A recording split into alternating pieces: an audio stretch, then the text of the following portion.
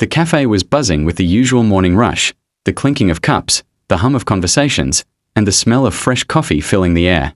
In the middle of it all sat a man whose presence seemed to command attention without him even trying. He was impeccably dressed in a tailored suit, his polished shoes reflecting the soft cafe lights, and his sharp features betrayed a life of confidence and authority. He was a man who had built empires, signed million-dollar deals with the flick of a pen, and carried himself with the ease of someone who had the world at his feet. Yet in that moment, all of that power and influence seemed to melt away as he sat holding his tiny baby in his arms. The child's face was red and scrunched with distress, the loud cries piercing through the room, drawing glances and whispers from nearby tables. The CEO, for all his dominance in boardrooms and brilliance in strategy, was utterly lost. He rocked the baby awkwardly, tried bouncing gently on his knee, even whispered in soothing tones, but nothing worked. The cries grew louder, echoing his own growing panic. He could feel beads of sweat forming at his temples, not from the weight of business negotiations but from the helplessness of not knowing what his child needed. His heart pounded as people around began to notice. Some looked at him with annoyance, others with pity, and a few with quiet curiosity, as if it was strange to see such a powerful figure stripped of his usual composure. He had closed billion-dollar deals under intense pressure, yet the desperate cries of his infant unraveled him more quickly than any boardroom confrontation ever had. He wished in that moment he could simply buy a solution, sign a check that would instantly bring peace, but he was confronted with a truth that all his wealth and influence could not shield him from. He was a father, and he didn't know how to comfort his own child. The sound of the baby's wails filled his chest with guilt. He remembered all the nights he had stayed late in the office, convincing himself that his empire was for the child's future, for security, for comfort. But now, as he stood in that cafe under the weight of judging eyes, it became painfully clear that money meant little in the face of his baby's tears. His carefully constructed armor of confidence cracked, revealing something raw and unfamiliar: vulnerability. The cafe that usually served as a place for casual meetings and a quiet cup of coffee suddenly felt like the harshest spotlight, one that showed not the CEO, but simply a man, unsure and desperate, holding on to the one being who truly mattered but slipping in his ability to meet their simplest need. Just as the cries seemed to reach a breaking point, cutting through every conversation in the cafe, a figure quietly approached. She wore a simple apron over a crisp white shirt, her blonde hair tied back loosely, a few strands escaping around her face. She was one of the waitresses, a young woman whose life revolved around serving others, refilling cups of coffee, balancing trays of pastries, and offering polite smiles to customers who barely remembered her name. To most, she was invisible, just another face blending into the background of the busy cafe. But in that moment, she became the only one who dared to step forward. She noticed the desperation in the man's eyes, the way he clutched his baby with both protectiveness and uncertainty, and without a second thought, she gently moved closer. Her own life had taught her patience. She didn't have much, living in a small rented room, working long shifts, and counting coins at the end of the day to stretch her wages as far as possible.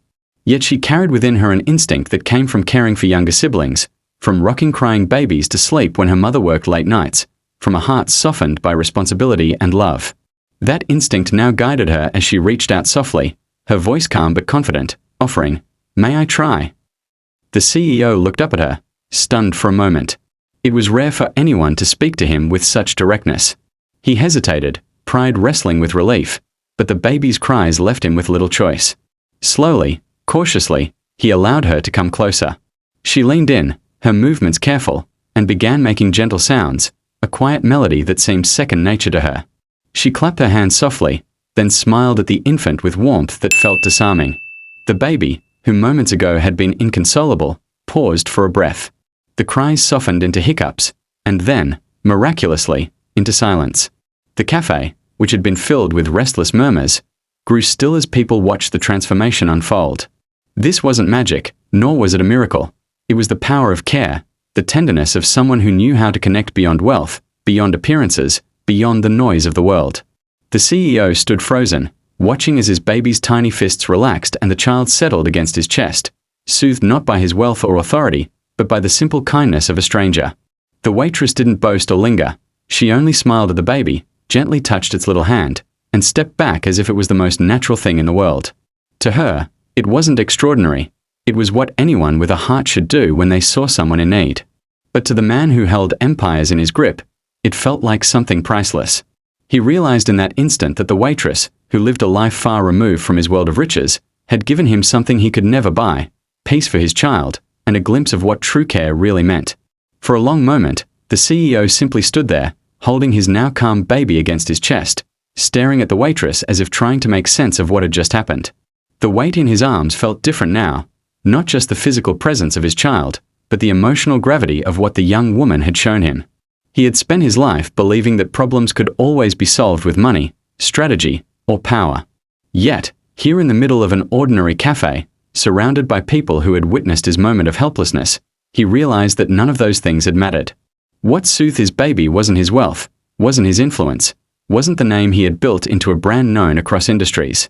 It was the soft voice and genuine care of someone who had no status, no fortune, and no reason to help him other than the kindness of her heart. The realization struck him deeply. For years, he had surrounded himself with people who sought him out because of what he could offer them: partners hungry for contracts, employees eager for promotions, investors chasing profits.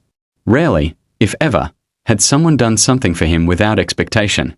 This waitress hadn't stepped forward for recognition or reward. She had simply acted because she saw a father and a child in need. That simplicity, that purity of intent, was something he hadn't encountered in a very long time. It humbled him.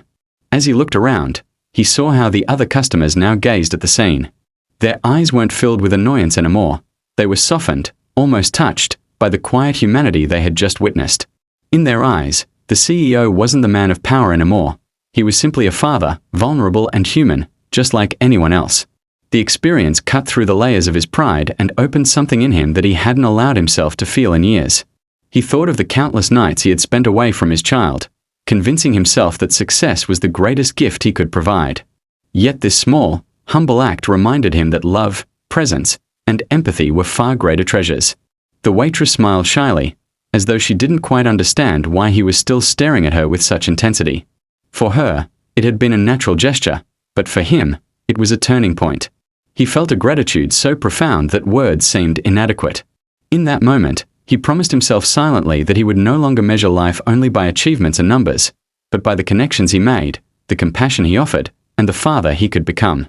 Walking out of the cafe later, his baby resting peacefully in his arms, he knew something inside him had shifted forever. The empire he had built still mattered, but now it was no longer the only thing that defined him. He had been taught, in the most unexpected way, that the richest hearts often belong to those who had the least.